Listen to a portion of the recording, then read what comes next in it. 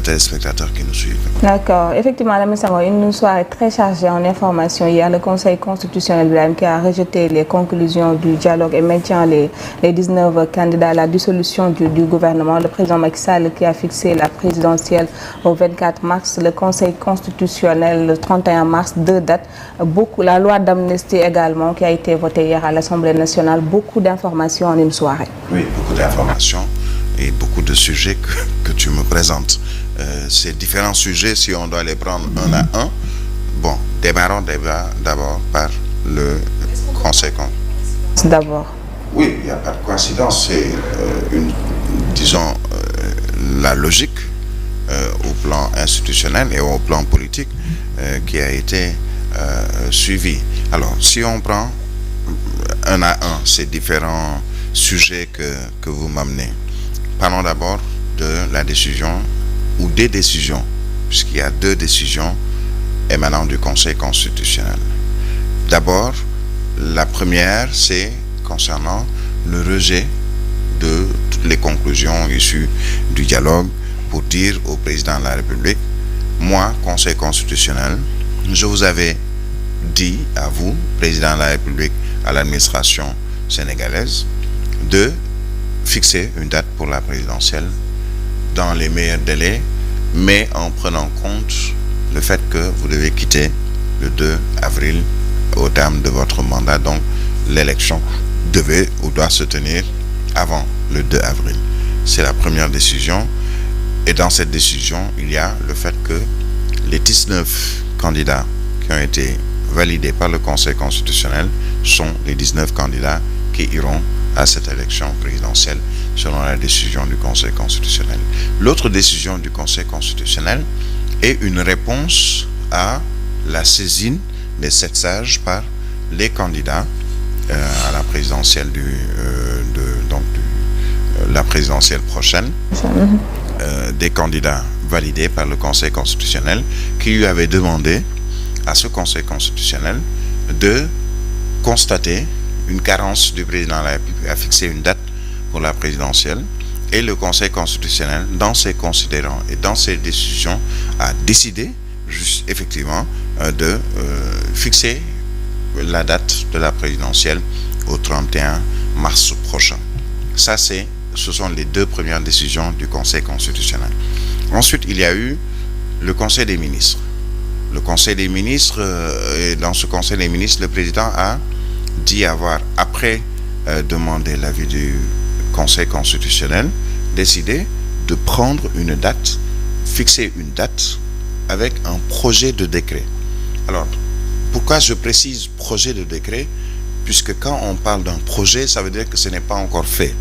C'est un projet de décret où on peut dire que d'abord, le décret va être renvoyé au Conseil constitutionnel, à la Cour suprême, le Conseil pour parler notamment de la constitutionnalité de ce décret, parce que tous les actes qui sont posés, tous les décrets qui sont signés par le président de la République, contresignés par le Premier ministre, doivent avoir une validité devant le Conseil constitutionnel, devant la Cour suprême. Même quand il s'agit des lois, on envoie les textes au niveau de la Cour suprême, on envoie les textes aussi au niveau du Conseil constitutionnel, qui est le seul organe habilité à valider sur le plan constitutionnel la constitutionnalité des lois, pour voir si cette loi est constitutionnelle ou anticonstitutionnelle, si un décret est constitutionnel ou anticonstitutionnel, et même s'il y a un accord entre le Sénégal et un autre pays, si cet accord est constitutionnel ou anticonstitutionnel. Alors, dans ce Conseil des ministres, le président de la République a aussi remercié son gouvernement, parce que, ayant ce projet de décret qui va convoquer le corps électoral et fixer une date pour le 24 mars, autant pour moi, prochain, et il est tout à fait logique que le gouvernement soit dissous dans la mesure où le Premier ministre est candidat à la présidentielle. Donc, c'est une manière pour lui de le remercier et de lui dire, voilà, top départ, vas-y pour cette campagne électorale qui va ou qui devrait démarrer incessamment. Alors, au-delà de ce fait, il a nommé un nouveau Premier ministre. C'est normal, il s'agira surtout d'un Premier ministre, disons, intérimaire, ou de transition, le temps d'organiser les élections, puisque on est à même pas un mois de la fin du mandat du président de la République qui prend fin le 2 avril prochain. Mais il faut qu'il y ait un gouvernement pour, disons, expédier les affaires courantes. Mais il faut, dans ce gouvernement, un ministère clé, le ministère de l'Intérieur, puisque c'est le ministère de l'Intérieur qui organise les élections. Sidiki Kaba étant jusqu'ici ministre de l'Intérieur, nommé Premier ministre, moi je suppose, et on le verra peut-être dans les prochaines heures, puisque j'estime que, ou en tout cas je pense que le gouvernement sera mis en place dès aujourd'hui pour pouvoir accélérer les choses. Je suppose qu'il pourrait cumuler les postes de Premier ministre et celui de les postes de Premier ministre et de ministre de l'Intérieur, puisque jusqu'ici il est ministre de l'Intérieur, il sait un peu comment on organise les choses. Il avait déjà démarré le processus pour l'organisation de l'élection présidentielle. Autant le laisser continuer ce processus et en même temps gérer les actions du gouvernement en tant que Premier ministre, puisque le Premier ministre, il sera juste un chef d'orchestre, les ministres étant chacun devant plutôt expédier les affaires courantes d'ici la fin du mandat du président de la République et peut-être l'installation, comme l'a dit le Conseil constitutionnel dans sa deuxième décision, à savoir si au-delà du 2 avril, le président de la République termine donc son mandat et que le processus électoral est encore en cours, il y aura la vacance du pouvoir, mais cette vacance sera complétée par le président de l'Assemblée nationale qui va donc pouvoir continuer jusqu'au terme du processus, à savoir le processus électoral, donc jusqu'à l'élection du nouveau président de la République, et ensuite procéder à la passation du pouvoir ce sera entre le président intérimaire, à savoir le président de l'Assemblée nationale, et le nouveau président de la République. L'autre point ou l'autre sujet que vous avez évoqué, c'est la loi avec la loi d'amnistie. Restons toujours concernant bien sûr la date. Aujourd'hui, on a 2 dates, après bien sûr la décision du président Macky Sall et le Conseil constitutionnel, désaccord noté entre le Conseil constitutionnel. Il y a une seule date, puisque mais pour le moment, on peut dire qu'il y a il y avait 2 dates, puisque le Conseil constitutionnel, pourquoi est-ce qu'il y a eu ce semblant ou ce que certains ont voulu rapidement dire qu'il s'agit d'un quiproquo ou d'un blocage? Non, il n'y a pas de blocage. Il n'y a pas de quiproquo, c'est juste que le Conseil constitutionnel, dans sa décision, pour répondre à ces candidats à la présidentielle qui l'avaient saisi, dans sa décision, le Conseil constitutionnel avait tout simplement dit, écoutez, je suis d'accord avec vous, le président de la République, je lui avais demandé, donc à l'administration, de fixer une date, il tarde à s'exécuter, moi je prends la décision comme le permet peut-être la loi, c'est un peu ce qu'il dit, comme me permet la loi, je prends la décision de fixer une date. Ça c'est la deuxième décision du Conseil constitutionnel, puisque on lui a posé à ce Conseil constitutionnel plusieurs questions, notamment sur l'article 36 de la Constitution pour assurer la continuité de l'État et la permanence institutionnelle.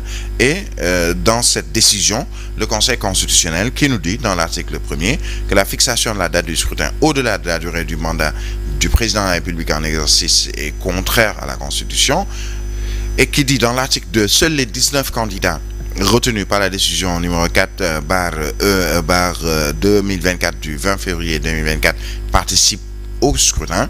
Et ensuite, il précise que l'article 36 alinéa 2 de la Constitution n'est pas applicable au cas où l'élection n'a pas lieu avant la fin du mandat, et il fait publier ou annonce qu'il fera publier cette décision dans le journal officiel. Mais l'autre point qu'il faut également noter concernant cette autre décision du Conseil constitutionnel sur la date, je vais me retrouver, mais sur la date, le Conseil constitutionnel nous dit tout simplement, écoutez, le président avait le temps de fixer une date, il ne l'a pas fait, moi je prends sur moi de fixer la date.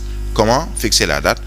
Tout simplement en disant comme c'est moi qui organise, ou je suis un peu celui qui chapeaute tout ce qui est processus électoral, puisque même à la fin du processus électoral, le verdict rendu ou les décisions qui sont rendues, c'est moi qui vais prendre ces décisions et rendre mon verdict. Le président va venir devant moi, Conseil constitutionnel, pour prêter serment.